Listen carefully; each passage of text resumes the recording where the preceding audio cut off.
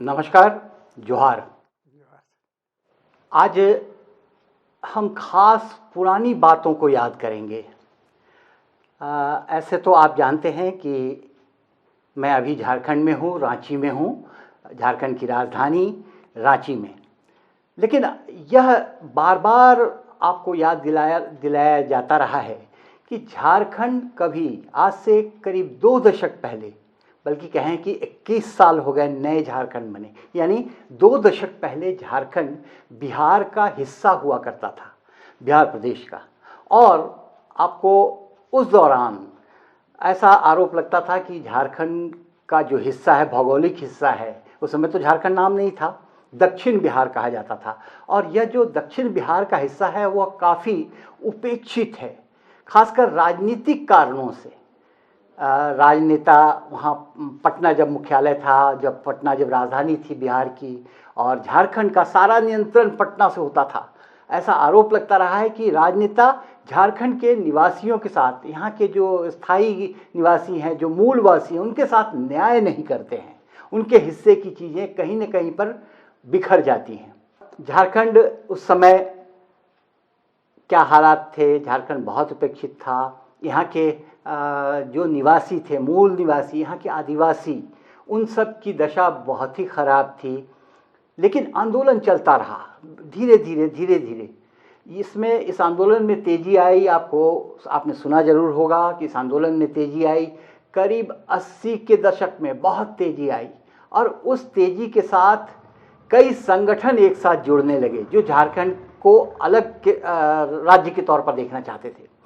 ऐसे ही संगठनों में कई तरह के, कुछ काफ़ी आक्रोश वाले संगठन थे, काफ़ी उद्वेलित थे वो, और कुछ तो राजनीतिक कारणों से जुड़े थे, कुछ बौद्धिक समाज था। और उसमें उन सब से अलग एक और ख़ास किस्म का तबका था जो यहाँ की सांस्कृतिक पहचान को लेकर काफ़ी उत्साहित था और काफ़ी उत्सुक था कि कैसे झारखंड की अपनी सांस्कृतिक पहचान बची रहे और उसी के साथ उस आंदोलन को बल दिया जाए। आज उसी सांस्कृतिक पहचान पर हम बात करेंगे। आपको याद होगा कि डॉक्टर रामदयाल मुंडा की पहचान एक सांस्कृतिक कर्मी के रूप में रही है, लेकिन इन सब के पीछे भी एक व्यक्ति था जिसने अपना एक प्लेटफॉर्म खड़ा करके झारखंड के आंदोलन को अपने सांस्कृतिक कर्मों से काफ़ी आगे ले जाने की कोशिश की, और उसका नतीजा हुआ कि झारखंड अलग हुआ। तो मैं आज उस व्यक्ति से आपका परिचय करा रहा हूँ। वो शख्सियत आज हमारे साथ हैं और मैं उनका नमस्कार करता हूँ, जोहार करता हूँ। और मैं श्री ईश्वरी प्रसाद, आपको याद है, जरूर याद होगा, ईश्वरी प्रसाद जी आज हमारे साथ में हैं। और आपको बताऊं कि ईश्वरी प्रसाद जी इस उम्र में भी, इनकी उम्र आप अंदाज़ा लगा लीजिए, 1935 में इनका जन्म हुआ था, और रहने वाले ये झारखंड के हैं, मूलतः झारखंड के हैं, बल्कि कहें कि रांची के बेड़ो में इनका एक छोटा सा गांव है, उसके निवासी हैं, वहीं उनका जन्म कर्म हुआ। और पढ़ाई इन्होंने रांची में की। रांची में इनके चाचा जी के साथ में ये ज़्यादातर रहे। पिताजी किसानी करते थे, किसान थे, चाचा जी पेशकार थे, और इन्होंने बालकृष्ण स्कूल से अपनी पढ़ाई शुरू की। क्या मैं सबसे सही कह रहा हूँ? बिल्कुल। अच्छा, आप उधर भी देख सकते हैं। आप हमारे दर्शक को भी एडजस्ट करते हुए बीच बीच में आप देख सकते हैं, उनको बता सकते हैं अगर कुछ बातें आप खास उनको संबोधित करना चाहते हैं तो सबसे पहले हम ईश्वरी प्रसाद जी से जानना चाहते हैं साहब, बहुत लंबा आप ये भूमिका ना बने, तो ईश्वरी प्रसाद जी से हम जानना चाहते हैं कि आखिर आप कितना संतुष्ट हैं आज झारखंड बनने के बाद? बहुत संक्षेप में बताइएगा। देखिए, संतुष्ट तो आदमी का नेचर नहीं है होना, लेकिन कम से कम काम लायक तो होना चाहिए। संतुष्ट तो आदमी कभी नहीं होगा, लेकिन मिनिमम जहाँ तक सवाल है, झारखंड अलग होने का एक सार्थकता जो दिखना चाहिए, वह तो दिखना चाहिए, वह नहीं दिखाई देता है। वह दिखाई नहीं देता है। तो जितना दिखाई देना चाहिए, जितना उसमें पारदर्शिता या कुछ लाभ दिखाई दे, वो दिखाई नहीं देता। आज भी चाहे कहीं होता होगा, लेकिन जनरल पब्लिक के अंदर में, जनरल गांव के अंदर में जो होना चाहिए वो नहीं होता। मतलब आप कैसे कहना चाहते हैं कि आम आदमी को जो ख्वाहिशें थी, जो उनकी आशाएं थी अलग झारखंड से, वो उन आशाओं को अभी भी वो पूर्ति नहीं हो पा रही है, कहीं न कहीं पर वो अपने आप को ठगा हुआ महसूस करते हैं। बिल्कुल बिल्कुल बिल्कुल। अच्छा, चलिए हम इस बात से इस पर हम आगे भी चर्चा करेंगे, लेकिन हम सबसे पहले ये आपसे जानना चाहते हैं, आपने एक जो संस्था बनाई थी वो आप उसके संस्थापक भी हैं, क्या नाम है उस संस्था का? छोटा नागपुर सांस्कृतिक संघ। छोटा नागपुर सांस्कृतिक संघ। छोटा नागपुर सांस्कृतिक संघ उन दिनों वो झारखंड आंदोलन जब था तो मैं खुद गवाह हूँ उसका, क्योंकि मैं उस समय काफ़ी मैंने फोटोग्राफी और रिपोर्टिंग करता था झारखंड आंदोलन का। तो मुझे याद है कि सांस्कृतिक कर्मियों की जब चर्चा होती थी, सांस्कृतिक आयाम की जब चर्चा होती थी, तो ईश्वरी प्रसाद जी के उस संस्था की चर्चा जरूर होती थी, छोटा नागपुर सांस्कृतिक संघ। और उसके ये संस्थापक रहे हैं, उन्होंने उसकी स्थापना की थी। आपको बताएं कि उस सांस्कृतिक मंच के कारण डॉक्टर मुंडा ने काफ़ी उस मंच के मार्फत काफ़ी कुछ कहने की कोशिश की और लोगों को उनकी बातें समझ में आई।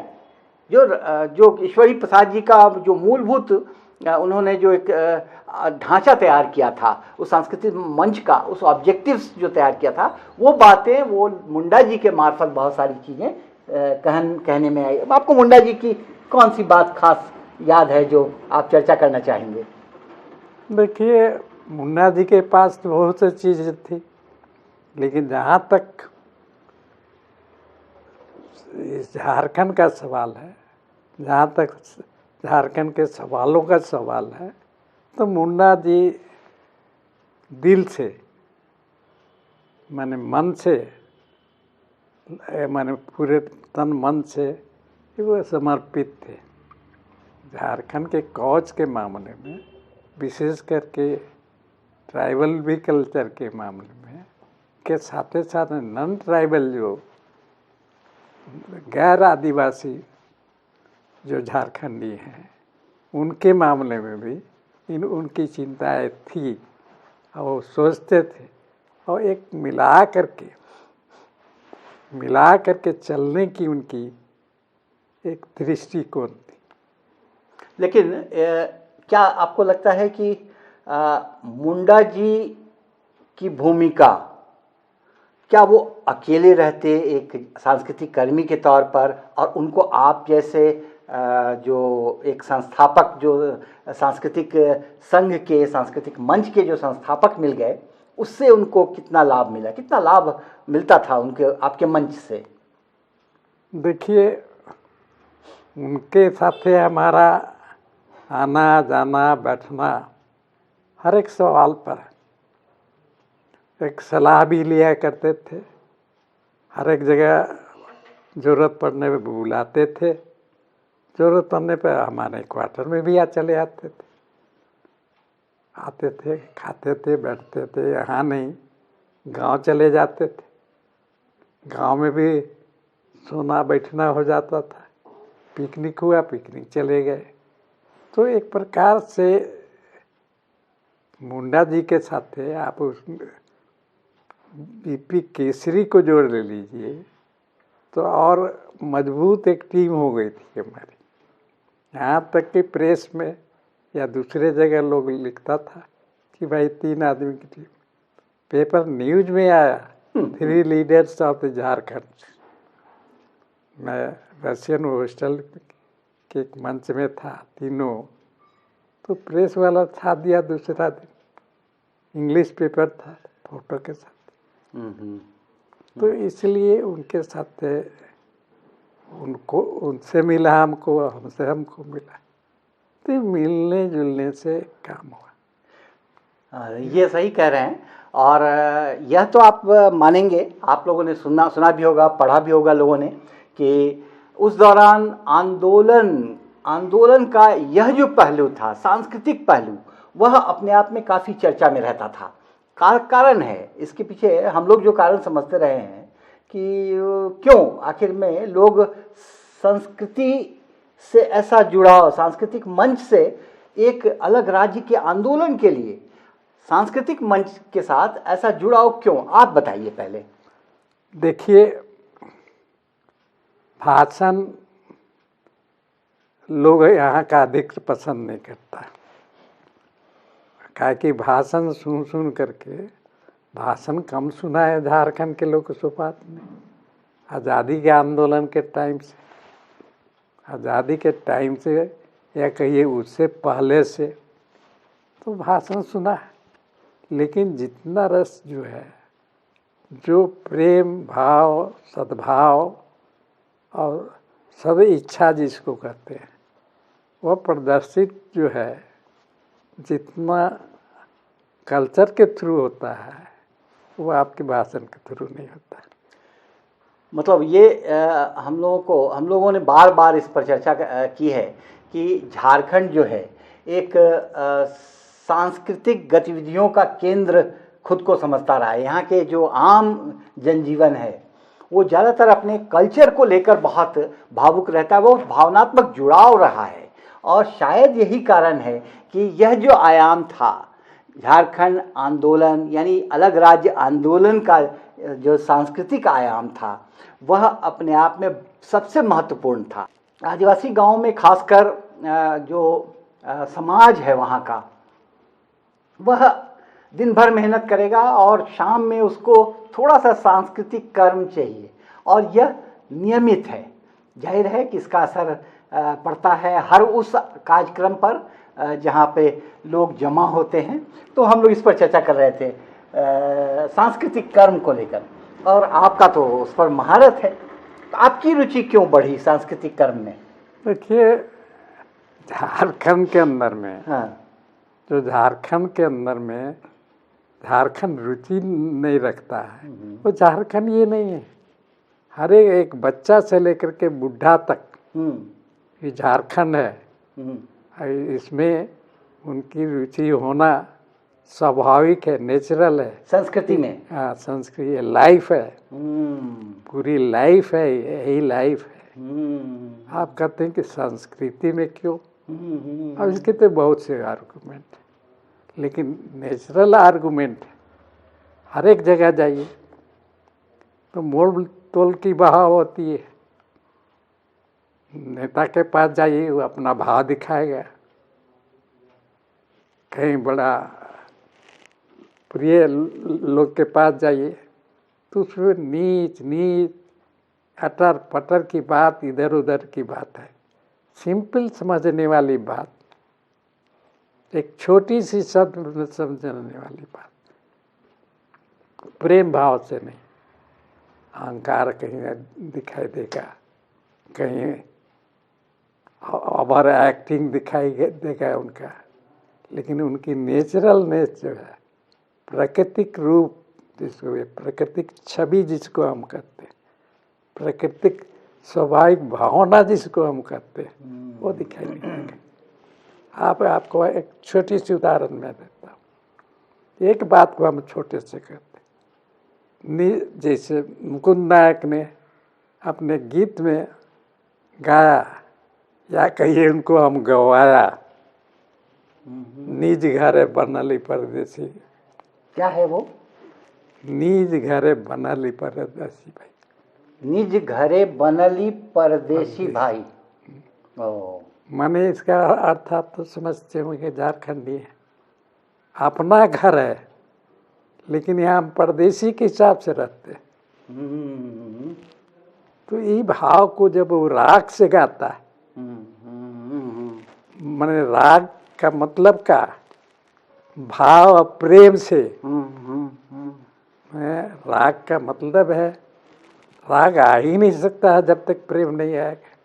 तो राग और भाव से जब उस चीज़ को रखता है तो उसकी आवश्यकता, प्राथमिकता, प्रासंगिकता आप समझ। अच्छा, बहरहाल तो हम लोग ऐसे एक तो चीज़ समझना चाहते हैं आपसे कि झारखंड तो बन गया, इस पर बहुत सारे नेता, तो डॉक्टर रामजल मुंडा नहीं रहे, बीपी केशरी नहीं रहे, और कई जो नहीं आप गिना सकते बहुत से, जैसे आपका हाल में तुरंत ये अरे भाई जो अभी डेथ कर गया गोंझू, गिरधारी राम गंजू, गिरधारी राम गोंझू हुए। फिर आपका नईमुद्दीन मिर्धा हुए, नईमुद्दीन मिर्धा, मिर्धा हुए। ये लोग बहुत ये थे। तो नईमुद्दीन मिर्धा जैसे लोग आपके साथ जुड़े रहे थे? हाँ। अच्छा। गिरधारी राम गंजू तो संस्था के सदस्य रहे हैं, सदस्य रहे। हाँ, तो आपसे उम्र में काफी छोटे हैं वो। हाँ, जब तक जीवित रहे। ये वे जो है ज्वाइंट सेक्रेटरी थे। नहीं, हमने सुना कि गिरधारी राम गोंझू अपने अंतिम समय में उनके बारे में कुछ लोग जो चर्चा करते हैं, कितना सच है?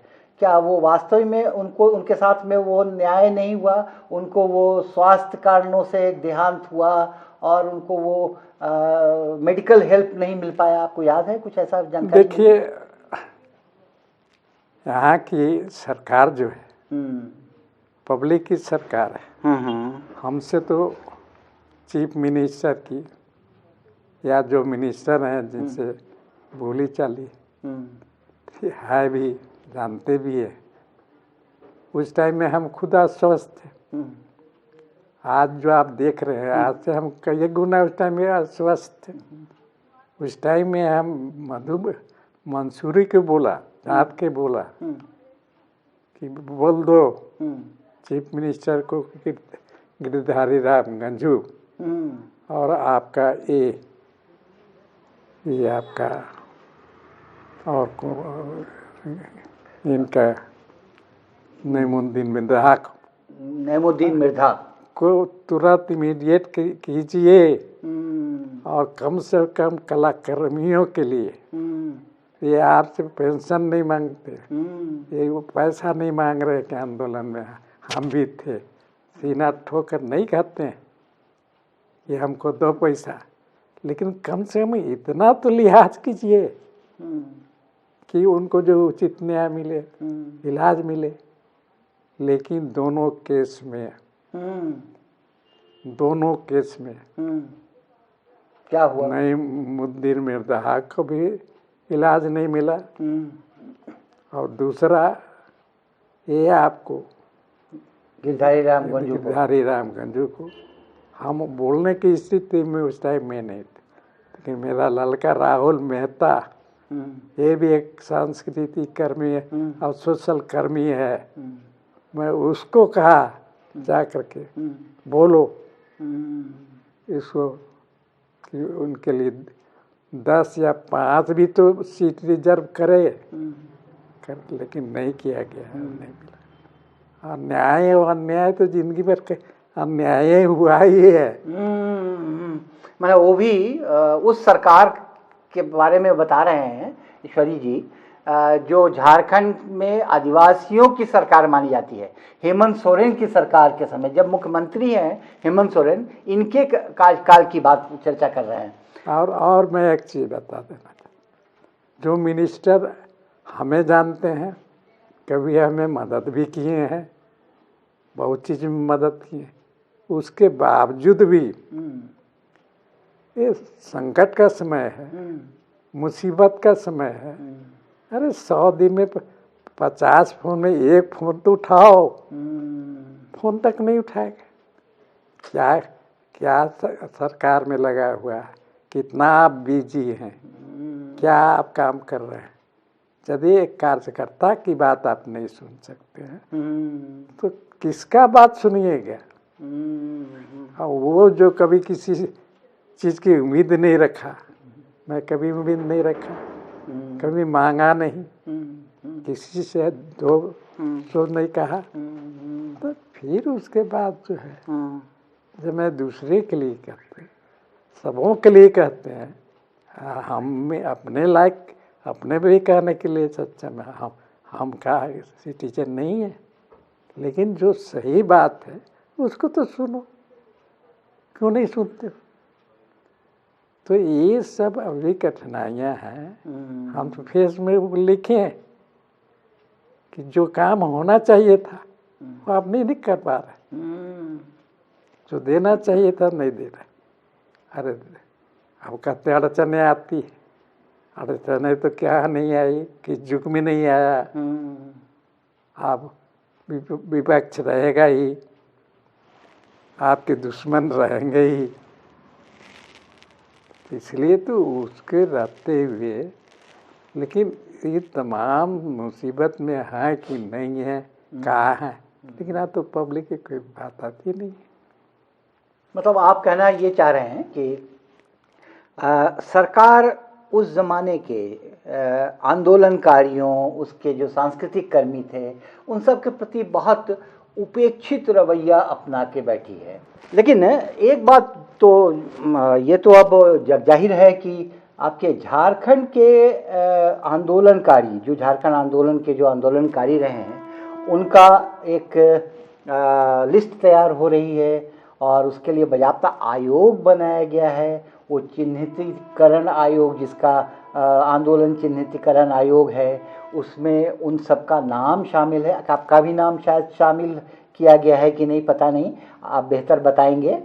हाँ, तो एक तो मैं इसका उत्तर एक समझना चाहूँगा, क्या आपका नाम उसमें शामिल है कि नहीं, उस झारखंड आंदोलनकारियों की सूची में? आप वही लोग जाने वही लोग जाने। अच्छा, लेकिन हम इतने ही जानते हैं, ये 1968 में संस्था बनी थी और सबको मिला, ABCD जो भी वहाँ संस्था छोटा बना था, लेकिन छोटानागपुर सांस्कृतिक संघ के प्रति इतनी अन्याय हुई कि इसके क्वार्टर नहीं दिया। क्वार्टर जो भी बाद में दिया उसको ईश्वरी प्रसाद, एक बहुत बड़ा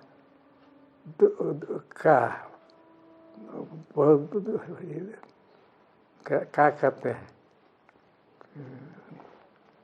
खूंखार आदमी खूंखार आदमी ये क्या, मैं अच्छा से उसका हिंदी नहीं बोल पा रहा हूँ, तो वो कह करके हटा दिया। अच्छा, बहुत आक्रामक रहे होंगे आप आंदोलन के वक्त शायद, इसलिए। हाँ, तो हटा दिया गया। अच्छा, हटा दिया 3 दिन के अंदर में। क्वार्टर से हटा दिया। हाँ, हटा दिया।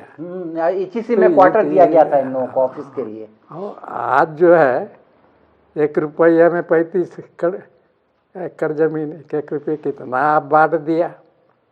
ये बात सोचने लायक है। यहाँ की लोगों को आज भी मैं कहता, कुछ करो, कुछ पार्टी कहीं भी रहो, लेकिन इस प्रकार की अन्याय नहीं होनी चाहिए। 1 रुपया में आप 35 करोड़ 30 करोड़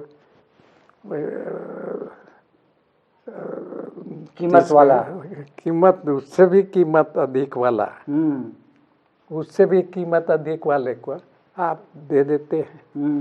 लेकिन एक सोशल कर्मी को, एक सामाजिक कर्मी को यदि जरूरत है, आज तो मैं उम्र में नहीं हूँ, आज तो मेरा स्वास्थ्य नहीं है, लेकिन मैं कहना चाहता हूँ, दृढ़ता पूर्वक करना चाहता हूँ कि अगर आप इस प्रकार जो निस्वार्थ काम कर रहा हो, उसको आप वो फैसिलिटीज बेशक दीजिए। आप एक खिलाड़ी को दे देते, क्रिकेटर को दे देते, आप उसको दे देते हैं क्या?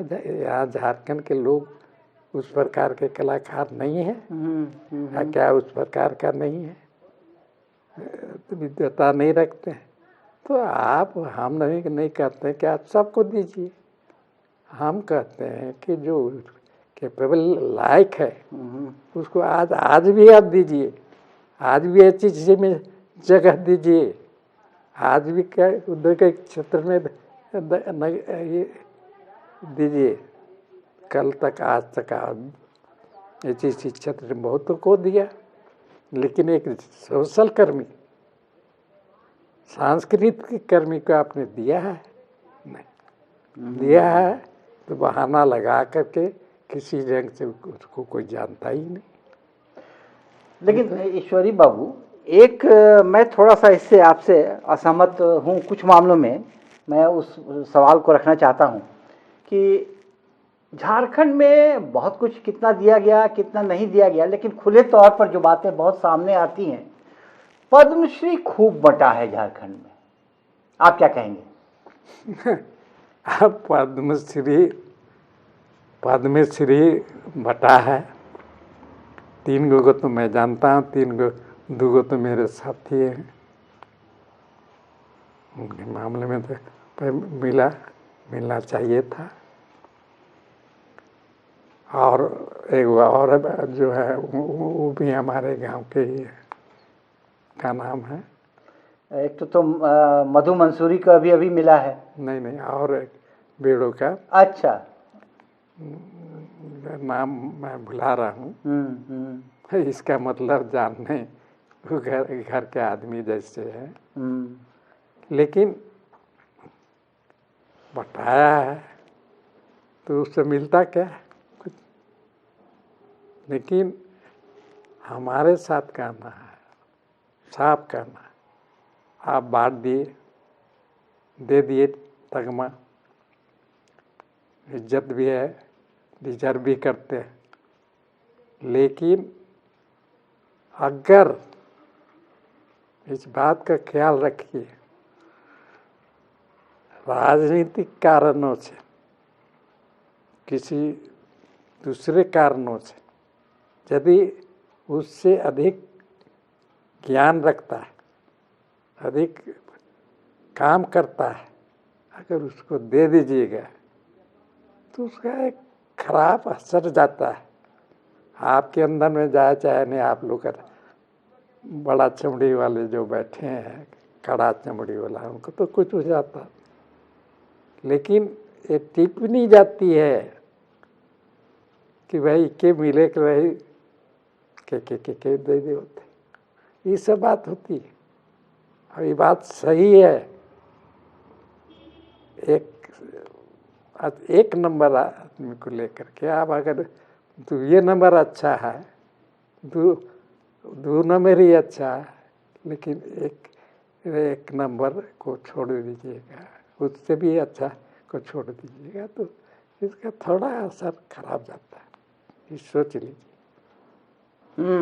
तो मतलब ईश्वरी बाबू जो कह रहे हैं, एक संकेत है, एक इशारा है कि पद्मश्री जैसे सम्मानों के साथ भी बहुत न्याय नहीं हुआ। मतलब बहुत सारे और क्षमतावान व्यक्ति थे झारखंड में जिनको ऐसे सम्मानों से पहले प्राथमिकता के आधार पर उनको ऐसा सम्मान मिलना चाहिए था जो नहीं मिला। इस बात का इनको गिला है और इनको इस बात का अफसोस है। वो इस बात से नाखुश नहीं है, जिनको मिला बड़ी अच्छी बात है, लेकिन उससे भी ऊपर शख्सियत रखने वाले जो लोग हैं उनको मिलना चाहिए था। ये संभवतः ईश्वरी बाबू का कहना है। तो इसके साथ ही हम झारखंड के आंदोलन के हिस्से के कुछ और पहलुओं को हम समझना चाहते थे। खासकर आप याद कीजिए कि आप लोगों को क्या उस समय जो सभी संगठनों को जोड़ा गया था कई ऐसे मंचों के साथ, और उस समय सांस्कृतिक मंच के तौर पर आप लोगों की उपस्थिति होती थी। उस समय कैसा व्यवहार था आपके साथ बाकी आंदोलनकारियों का? वो कैसा आपके साथ रिश्ता रखते थे? बहुत अच्छा, बहुत अच्छा। वाह, बहुत अच्छा। जैसे जमशेदपुर के थे, बोकारो के थे, आपके इधर हजारीबाग, सबके साथ अच्छा रिश्ता था। बोकारो, आपके धनबाद, मतलब वो मान सम्मान आपको मिलता था? मान सम्मान में हमको कोई कमी नहीं रही। मान सम्मान हमको अपने कहाँ छोड़ा करके, गांव सम्मान में भी मान सम्मान नहीं मिला, ऐसे बात नहीं है। लेकिन अगर कभी हम समझते हैं बाहर हमको तो हर एक जगह मान सम्मान मिला है। आप तो विदेश भी जा चुके हैं, विदेश से भी आपको आमंत्रित किया जा चुका है? विदेश से देखिए, एक तो ट्रेड यूनियन से, अच्छा, अच्छा। और दूसरा कल्चरल फ्रंट से। अच्छा, तो ट्रेड यूनियन एक्टिविस्ट भी रहे हैं ईश्वरी बाबू। आपको शायद मैं बताऊं कि Ishwari Prasad ji HEC heavy engineering corporation जो है रांची में, उसके ट्रेड यूनियन के नेता भी रहे हैं, और इनके लंबे समय से वह अनुभव है एक एक्टिविस्ट के तौर पर, ट्रेड यूनियन एक्टिविस्ट के तौर पर।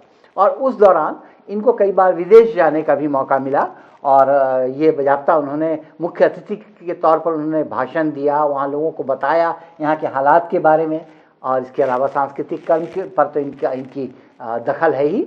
तो ट्रेड यूनियन को लेकर आप क्या कहना चाहते हैं, HEC को लेकर?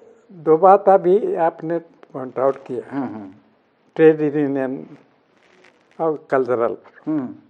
तो ट्रेड यूनियन की हैसियत से हम असिस्टेंट सेक्रेटरी, कार्यकारिणी मेंबर और जो सेक्रेटरी के रूप में, जनरल सेक्रेटरी के रूप में काम किया। किस ट्रेड यूनियन के लिए? हम 2 ट्रेड प्लेटफॉर्म से किया है। लंबे प्लेटफॉर्म में हम C2 के लिए, C2, और बहुत अल्प समय के लिए AITC में, AITC के लिए। और हम गए थे, एक डेलीगेशन था इंजीनियरिंग, क्या कहते हैं, हेवी इंजीनियरिंग कॉरपोरेशन